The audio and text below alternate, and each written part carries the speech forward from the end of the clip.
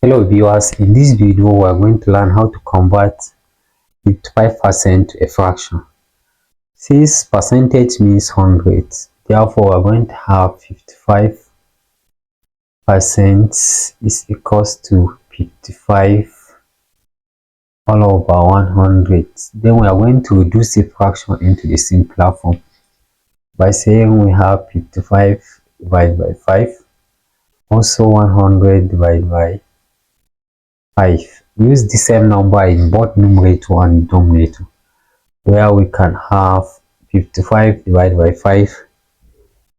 Here you will get 55 divided by 5, you get 11.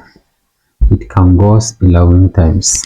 Then 100 divided by 5 here is 20. Then therefore you have 11 over 20 as your answer. Don't forget to like, share and subscribe our channel. Bye bye. I'll give you work to do.